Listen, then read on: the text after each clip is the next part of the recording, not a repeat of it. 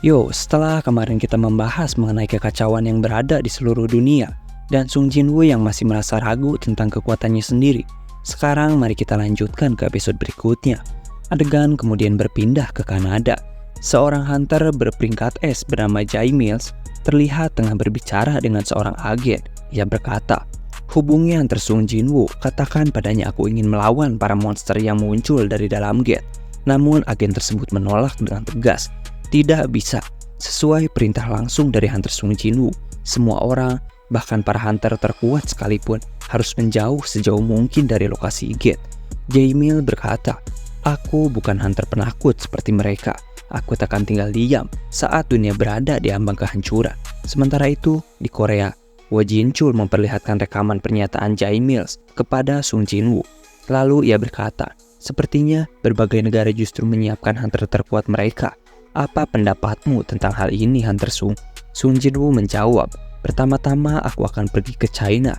Ia menyadari bahwa China adalah wilayah terdekat dari tempat tinggal keluarganya. Karena itu ia memutuskan untuk memulai dari sana. Bagi Sung Jinwoo, menghadapi para monster satu persatu jauh lebih mudah daripada mencoba melawan semuanya sekaligus. Langkahnya telah diputuskan. Pertempuran besar akan segera dimulai. Keesokan harinya, Sung Jinwoo berangkat menuju China. Setibanya di sana, ia langsung disambut hangat oleh Liu Zhigeng. Tanpa membuang waktu, Liu Zhigeng segera mengantarkannya ke lokasi terdekat dari gate yang baru saja muncul.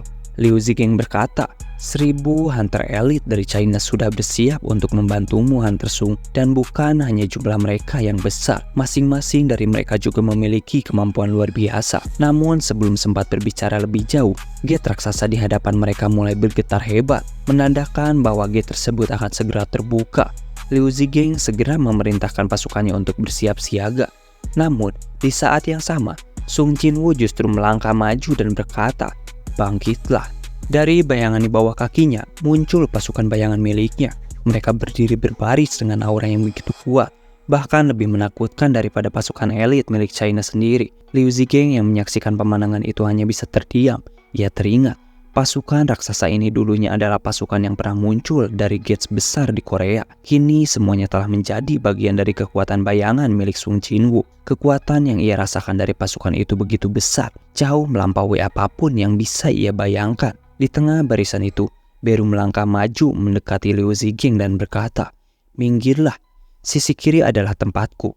Namun Sung Jinwoo segera memperingatinya, "Diamlah, dia adalah temanku."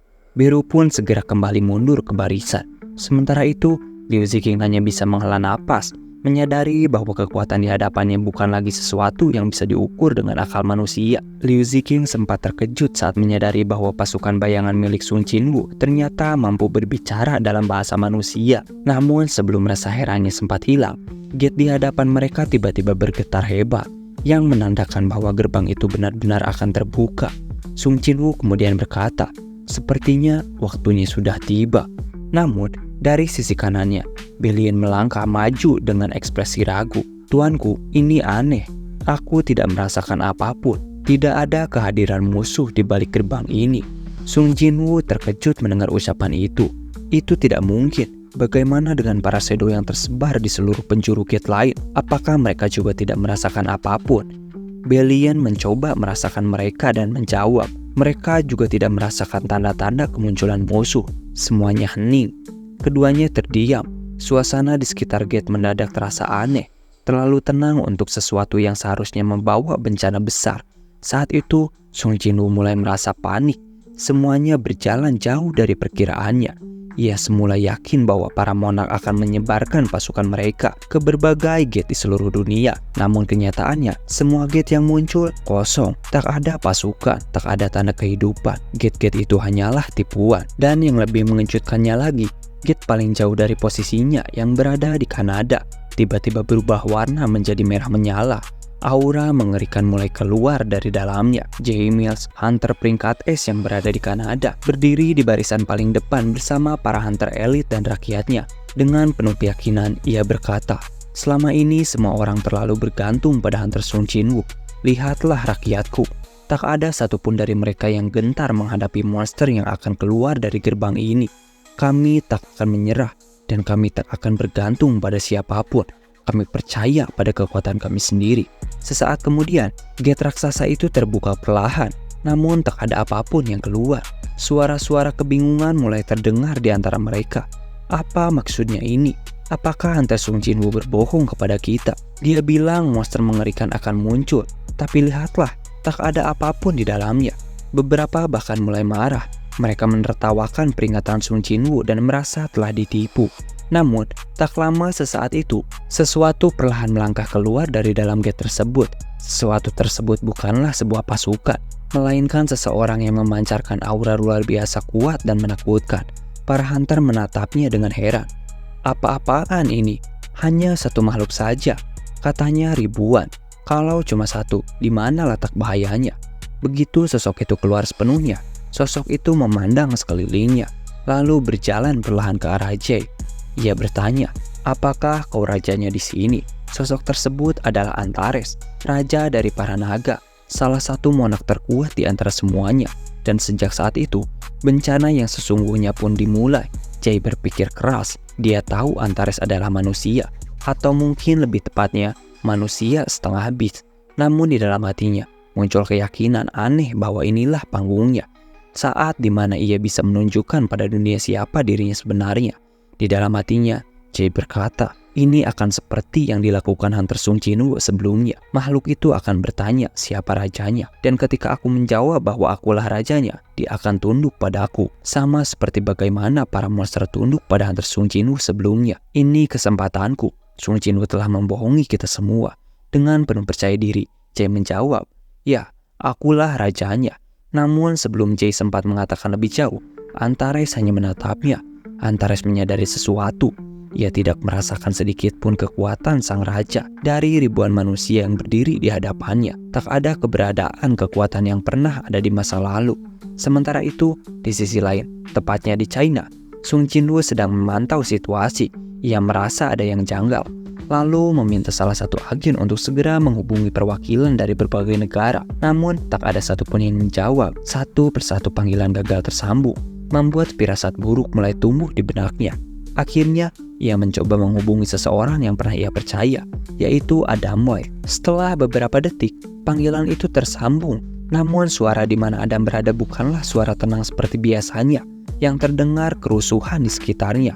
Sung Jinwoo terkejut. Ia segera bertanya, Adam, di mana kau berada sekarang? Dan jawaban yang keluar dari mulut Adam membuat seluruh tubuh Sung Jinwoo membeku. Aku ada di Kanada. Seketika, Sung Jinwoo menyadari segalanya. Semua gate yang lain hanyalah pengalihan. Musuh yang sebenarnya sudah muncul.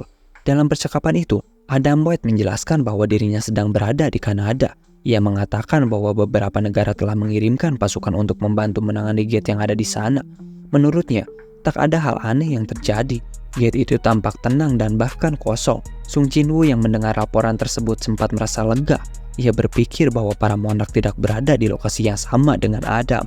Namun, saat ia hendak menutup sambungan itu, suara Adam tiba-tiba berubah panik. Ada seseorang, ada manusia yang keluar dari dalam gate ini. Sekejap, ekspresi Sung Jinwoo menegang. Ia tahu pasti bahwa manusia yang dimaksud Adam bukanlah manusia biasa, melainkan salah satu dari para monark. Ia memerintahkan Adam untuk segera menjauh dari lokasi tersebut. Namun, sebelum Adam sempat menuruti perintah itu, suaranya kembali terdengar penuh ketakutan. Para hunter di garis depan, mereka berubah menjadi abu. Sung Jinwoo langsung berteriak menyuruh Adam untuk melarikan diri.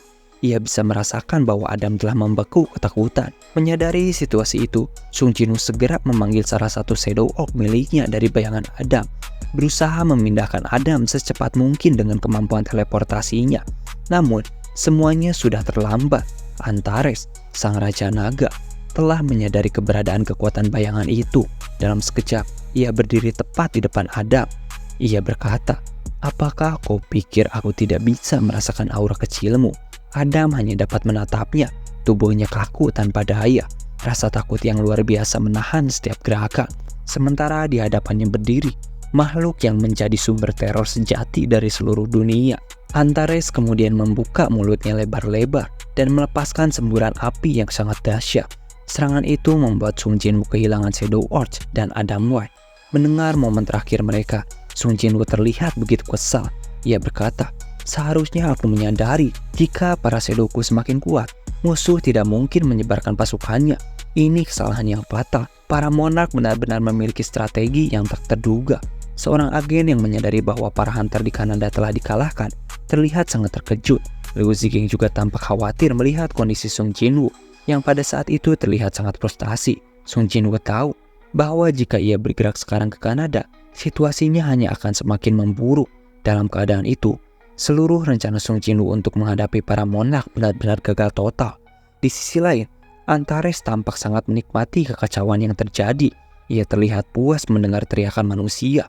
Kedua monark lainnya, Tarnak dan Yogumut, kemudian bergabung. Mereka berkata bahwa inilah waktunya untuk menghancurkan segalanya. Di sisi lain, tepatnya di kantor Asosiasi Amerika, suasana tampak tegang.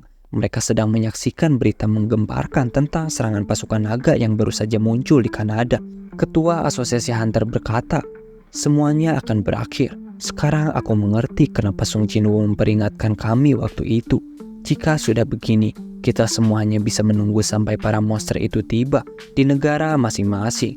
Namun, tak lama setelah ia mengucapkan kata-kata itu, sebuah bayangan tiba-tiba muncul di ruangan tersebut. Sosok itu adalah Sung Jinwoo. Ketua Asosiasi Hunter terlihat sangat terkejut dengan kedatangan mendadaknya. Sung Jinwoo kemudian berkata bahwa ia ingin meminta sesuatu dari sang ketua, sebuah runestone yang berasal dari Kamis. Awalnya permintaan itu ditolak mentah-mentah. Ketua Asosiasi Hunter menjelaskan bahwa runestone tersebut adalah milik Asosiasi Hunter Amerika dan tak boleh dimiliki oleh siapapun. Ia terdiam sejenak. Ia mulai berpikir, apa gunanya mempertahankan benda itu jika dunia akan berakhir sebentar lagi? Akhirnya sang ketua menyetujui permintaan Sung Jinwoo. Sebelum mereka bergegas mengambil runestone tersebut, ia sempat bertanya, "Memangnya untuk apa kau membentukkan runestone Kamis? Dunia akan berakhir sebentar lagi." Sung Jinwoo menjawab, "Akan kugunakan untuk melawan balik." Setelah itu, mereka segera bergegas untuk mengambil runestone milik Kamis. Dalam perjalanannya, Ketua Asosiasi Hunter Amerika bertanya, "Hunter Sung, bukankah para ruler mengirim para monster melalui gate untuk memperkuat kita? Jadi apa sebenarnya arti dari runestone ini?" Sung Jinwoo menjelaskan bahwa kekuatan dari para ruler tidak cukup untuk membuat para hunter menjadi kuat hanya dengan melawan para monster. Karena itu, para ruler merancang sebuah rencana. Mereka menyimpan kekuatan para monster yang telah dikalahkan dalam bentuk runestone, agar kekuatan tersebut bisa digunakan untuk memperkuat para hunter. Ketua kemudian bertanya lagi, "Apakah kau benar-benar yakin bisa menghadapi mereka semua?" Sung Jinwoo menjawab, "Aku akan mencoba segala cara untuk mengalahkan mereka, karena jika hanya diam, tak ada yang akan berubah." Namun sebelum melanjutkan, Sung Jinwoo mengajukan satu permintaan lagi. Ia ingin bertemu dengan Nona Selner. Mendengar itu, sang ketua segera mengantarkan Sung Jinwoo ke kediamannya. Sesampainya di sana, Nona Selner menyambut Sung Jinwoo dengan ramah. Ia berkata bahwa Sung Jinwoo kini bukanlah orang yang sama seperti dulu. Ada perubahan besar yang terlihat darinya. Sung Jinwoo menjawab dengan tenang, "Aku masih manusia seperti sebelumnya. Hanya saja, kini kegelapan benar-benar telah menyatu denganku." Tanpa membuang waktu, Sung Jinwoo langsung mengajukan pertanyaan, "Bisakah kau melihat masa depanku? Aku ingin tahu seperti apa nasibku nanti." Nona Selner tampak ragu dan sempat enggan untuk menyetujuinya. Namun setelah mengingat bahwa Sung Jinwoo adalah satu-satunya harapan dunia, ia akhirnya setuju dan menggunakan kemampuannya untuk melihat masa depan Sung Jinwoo. Singkat cerita, setelah melihat seluruh gambaran masa depan yang menanti Sung Jinwoo, Nona Selner tiba-tiba meneteskan air mata. Dengan suara gemetar ia berkata, "Kau benar-benar sendirian. Ini tidak mungkin. Kau akan menanggung semua beban seorang diri. Kau bahkan akan mengorbankan dirimu sendiri demi menyelamatkan umat manusia." Sung Jinwoo hanya menjawab, "Syukurlah kalau begitu. Berarti aku punya kesempatan." Namun Nona Selner berteriak, "Bersyukur kau akan benar-benar bertarung sendirian, menanggung beban yang sangat besar. Tak akan ada seorang pun yang mengingatmu." Ia mencoba menghentikannya, tapi Sung Jinwoo berkata, "Maaf, Nona Selner, aku datang tanpa pemberitahuan. Terima kasih atas semuanya." Setelah mengucapkan itu, Sung Jinwoo segera berteleportasi ke sebuah menara. Sung Jinwoo mendapati seseorang menghubunginya melalui ponsel miliknya. Ia segera mengangkatnya. "Halo, apakah ini Sung Jinwoo? Ini benar-benar Sung Jinwoo bukan?" Sung Jinwoo menjawab, "Iya, benar, ini aku. Maaf, sekarang aku sangat sibuk. Aku bahkan belum sempat menemuimu." Penelpon itu ternyata adalah Cha Hae-in yang merasa khawatir dengan keberadaan Sung Jinwoo. Cahayan berkata, "Tidak apa-apa, semua orang punya kesibukan masing-masing. Mungkin kita bisa bertemu di lain waktu. Tapi, bisakah kau berjanji satu hal? Bisakah kau berjanji akan datang menemuiku lagi?" Sung Jinwoo menjawab, "Ya, aku berjanji akan menemuimu kembali." Percakapan itu pun berakhir. Setelah menutup panggilan, Chae-en terlihat sangat khawatir. Tak lama kemudian, Choi Jong-in menghampirinya dan mengajaknya bersiap untuk berangkat. Chae-en tampak terkejut, dan pada saat itu terlihat bahwa para hunter dari seluruh dunia telah berkumpul untuk menghadapi ancaman para naga yang muncul. Mereka semua bersiap untuk terbang ke Amerika, berupaya menghentikan serangan para monark. Ratusan ribu hunter telah mempersiapkan diri menuju medan pertempuran tersebut. Sementara itu, di sisi lain, Antares berdiri di atas naga raksasa yang ia tunggangi. Ia menggunakan kekuatan telepati untuk merasakan keberadaan Shadow Monarch. Saat menemukan lokasinya, Antares berkata, "Aku sudah tiba di sini. Para manusia di tempat ini telah kuhabisi sepenuhnya. Sampai kapan kau akan terus bersembunyi dariku?" Sung Jinwoo menjawab, "Tunggu saja. Tak lama lagi, aku akan menemuimu."